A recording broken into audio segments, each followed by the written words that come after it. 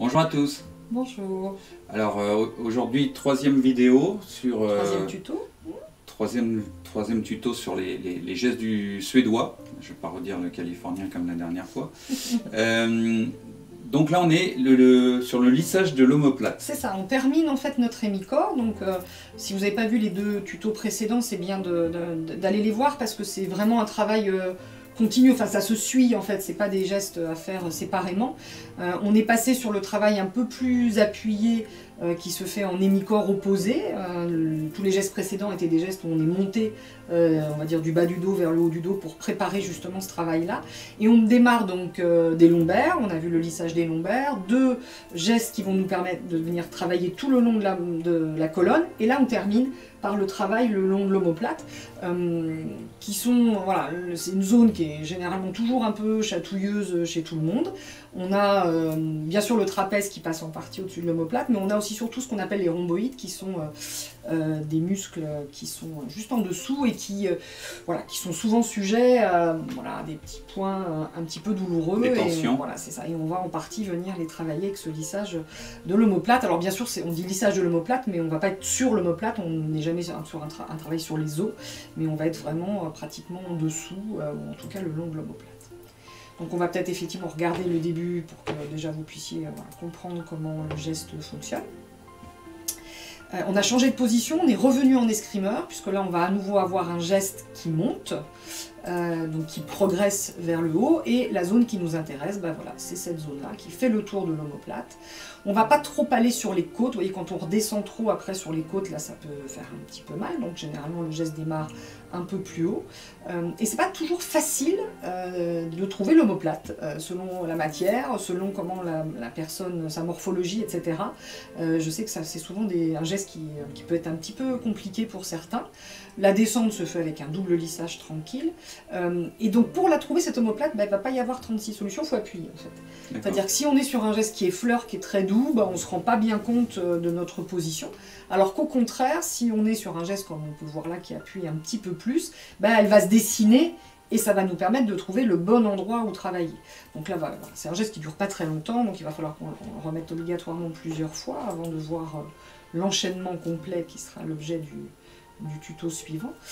Donc c'est un travail qui se fait avec le pouce, c'est le pouce qui va venir lisser en appuyé, en alterné, en petits gestes au fur et à mesure.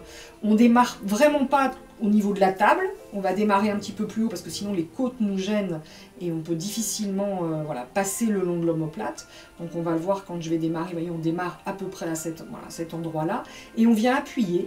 C'est assez appuyé, on voit que la peau se marque bien avec la pulpe du pouce pour venir lisser tout le long de l'omoplate, jusqu'en bas. Les deux mains crochettes, là c'est un petit retour gentil, il y en a plein des différents, des retours comme ça.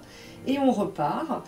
On peut sentir un petit cloc-cloc, je sais pas si ça... Moi je le vois visuellement, mais j'ai l'habitude, je sais pas si vous le voyez, mais il y a un moment quand je passe, voilà, juste là, on a bien vu le petit cloc-cloc. T'as enjambé une tension. C'est ça. Donc là, je passe sur un endroit qui est un petit peu tendu chez notre massé. Donc c'est vraiment ce type de sensation que vous allez pouvoir avoir. C'est-à-dire qu'on lisse, mais c'est d'un seul coup, pouf, ça fait une petite bosse. C'est la zone qui peut nous intéresser un peu plus. Donc pareil, c'est une zone où on peut rester. Exactement. Voilà. Au lieu de filer, continuer et de faire comme si de rien n'était, on s'arrête sur cette zone un petit peu plus longtemps si nécessaire. Exactement, c'est-à-dire que c'est ce qu'on a dit pour les gestes précédents. Là, moi, je vous montre le geste continu pour que vous compreniez comment il s'enchaîne. Mais dans le massage suédois, l'intérêt, c'est de pouvoir rester un peu quand on sent quelque chose. Je vous renvoie aussi sur la vidéo qu'on a fait sur qu'est-ce qu'un bon massage bien-être, où on l'avait pris en exemple. Vous allez vous faire masser, vous avez des tensions comme il y en a une là, le long de l'omoplate, et puis vous avez la masseuse qui passe dessus, qui la sent à peine, qui fait rien. Regardez. Hop, elle doit arriver juste là, voilà. Et donc du coup, c'est super désagréable, c'est frustrant. C'est frustrant de sentir qu'il y a une boule et que le masseur ne s'arrête pas dessus. Voilà. Alors que bien sûr, peut-être qu'on va pas réussir à la détendre complètement, et puis c'est pas l'objectif non plus de tout enlever, mais toujours la douleur exquise, c'est-à-dire qu'on va sentir que c'est une zone qui fait du bien. Donc si on insiste un peu et si on vient voilà, travailler un petit peu plus longtemps, faut pas y rester 2 heures non plus, hein, parce que ça pourrait faire mal et c'est pas du tout notre objectif de faire mal. Mais si on prend le temps de venir quand même lisser 2-3 fois la zone où on a senti voilà, qu'il y avait ce petit nœud musculaire pour soulager un peu, on va dire ça sera beaucoup plus agréable que si on lisse et qu'il se passe absolument rien derrière. C'est pas trop l'objectif non plus. Après, comme toujours, on reste dans du massage bien-être, hein, donc notre travail c'est pas d'aller sur un travail de kiné qui irait travailler toutes les tensions surtout musculaires, etc. C'est pas ça. Mais même en massage bien-être, en venant insister un peu avec le pouce sur une zone de tension, ça va quand même voilà, faire du bien au massé, ça va soulager un peu. Donc ce geste, là on travaille dans la montée, on le verra, il existe aussi avec l'autre main dans la descente, il y a plein de manières de travailler. Et puis si vraiment vous n'arrivez pas à trouver l'omoplate au début quand vous allez vous... Oui, parce que c'est la question que j'allais poser. Suivant que tu as une personne maigre ou un peu enrobée, alors la personne maigre, ton l'omoplate, il va être il y a des personnes, elle est même saillante, c'est-à-dire qu'on oui. peut passer en dessous. Il y a des personnes, l'omoplate est carrément saillant dans le dos. Mais une personne un peu enrobée où là je pense que c'est dès le départ que tu suis en fait. Si appuies fort. Voilà, dès qu'on appuie, on va sentir. Et de toute façon, sur un massage suédois de quelqu'un qui est plus enrobé, pour aller chercher le muscle, va falloir appuyer de toute façon, parce que sinon on va rester plutôt sur le superficiel. Donc ça demandera de toute façon d'appuyer un peu plus. Après, si vraiment vous n'y arrivez pas, ce qu'on peut faire, c'est venir attraper la main du massé, venir faire le tour pour qu'elle vienne se positionner dans le dos, qui va faire saillir vraiment l'omoplate. Et là, du coup, vous trouverez la zone. Donc ça peut être une solution au départ, si vous avez vraiment du mal, de venir le travailler comme ça, parce que c'est comme toujours, c'est la pratique et l'expérience qui va faire qu'à un moment, on trouve tous les sacromes, on trouve toutes les omoplates, on trouve tout le temps sur le corps, parce qu'on a l'habitude. Au début, on n'est pas sûr d'être au bon endroit, et c'est normal, parce qu'il faut que la main s'habitue, puis qu'on s'habitue à toutes les tailles de corps. C'est pas la même omoplate sur un petit bout de chou. D'où l'intérêt aussi dans les formations du module anatomie. Bien sûr, bien sûr. Là, si vous avez, il suffit d'aller voir effectivement une planche anatomique pour voir où est le trapèze, où sont les rhomboïdes, comprendre un petit peu comment c'est fait, voir comment l'omoplate justement se positionne, comment les muscles la recouvrent. C'est pas si grand que ça une omoplate. Vous avez souvent, on imagine que l'omoplate elle va jusqu'à la colonne et qu'elle fait pratiquement le quart du dos en haut. Non, c'est pas si grand que ça. C'est pas un petit c'est pas un petit os, pardon, mais c'est pas non plus, il prend pas toute cette zone du dos.